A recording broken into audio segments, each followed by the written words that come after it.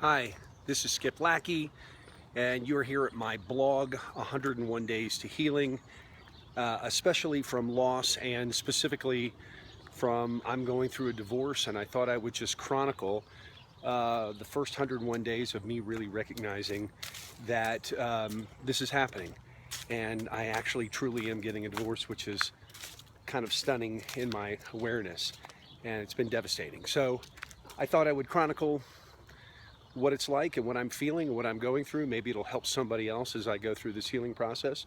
And right off the bat, I've realized by committing to this, I've bit off a lot more than I might even be able to chew, because life is pretty full these days and I've got so much going on. Taking the time to do this, and it is a massive amount of time, even just to think about it, is pretty daunting. So I'm taking a stroll right now near my favorite coffee shop where I live in Colorado, in Lafayette, Colorado. And the reason I'm doing that is because right now what I'm calling my soon-to-be ex-wife, she's not my wife really any longer. Technically she is, but not in presence, and she's not my wife. So I'm calling her my soon-to-be ex-wife, and I are in the same house until we sell our house. And so it's been tough. It's tougher for her than it is for me. But, I'm really looking at being in awareness. And I'm committed to personal growth. I'm committed to understanding why all this happened so that it never happens again. And the truth is, I still have very deep feelings for my soon-to-be ex-wife and would do anything I could to try to fix it.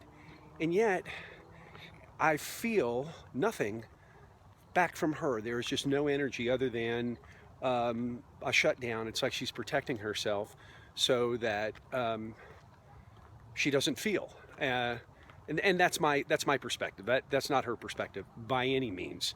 And I've had a few little glimpses and moments of being able to speak about it, but it is really tough. So there's a part of me that wants to react. And maybe some of you have felt like this. You get hurt, and what's the first thing you want to do is you want to lash back out again and hurt them back. And I have definitely had that impulse, and I have done that towards her. And this last year, I've been shitty a few times, and I admit it. And we're all human. And the bottom line is about resting in awareness and saying, people come into our existence and our path for a reason, a season, a lifetime. I thought this was a lifetime, so it's a season. And I don't want to carry animosity towards her at all.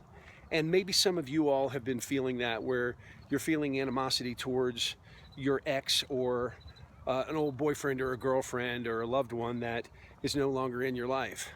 And I was talking to my mother the other day, who's a really wise being, and she recommended that I do a meditation called the compassion meditation. And you guys might want to try this, because I've been doing it, and it's really opened up my heart, my mind, my spirit, to really be able to turn around and see Christine's side of what's going on. And so it's a very simple meditation. Is when you start to think of the person and you feel yourself, you can do this without being triggered, but if you're being triggered, then what you do is you hold them, close your eyes, breathe in and out 3 times, just really get centered, and you hold them in the arms of compassion. You imagine that you're surrounding them with compassion and empathy, and you really open your heart to that person. Sometimes it's difficult, but the practice makes it easier and easier. It's a Buddhist practice, actually. I'm not Buddhist, but it's just a loving, kind, gentle meditation.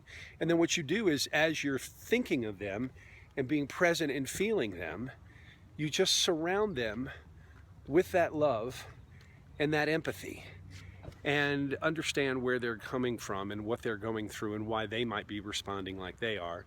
And we just are present with them. So the next time you do that, close your eyes, take 3 deep breaths in, see the person that you've got the issue with. You might even want to try it now. And just send them love. Send them compassion. Because they're going through a hard time too, just like you are.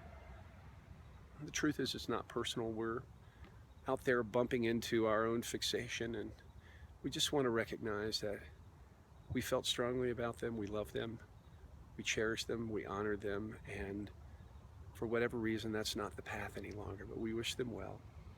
We wish them good luck. We want to see them be successful and happy in life.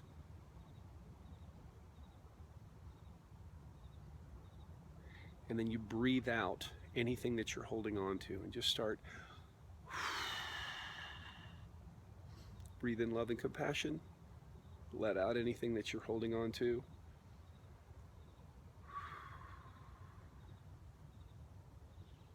Breathe in and see them surrounded by love and compassion. And breathe it out and let it go. And if you're doing this with me, you can open your eyes. So this is just about being in awareness. I'm committed to my own personal growth. I'm committed to finding out where I've been for the last 4 or 5 years that have caused my wife to be in so much pain, what my part in this is, and where that's going to take me, I don't know. So I hope you'll continue to join me.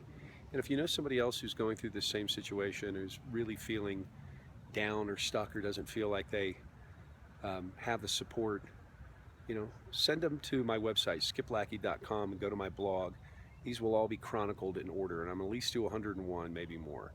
So until tomorrow, be compassionate, be kind, be loving, love yourself, love the other person, let it go as best you can. And I'm not saying that I'm perfect at it either. It's practice. Many, many blessings. We'll see you tomorrow.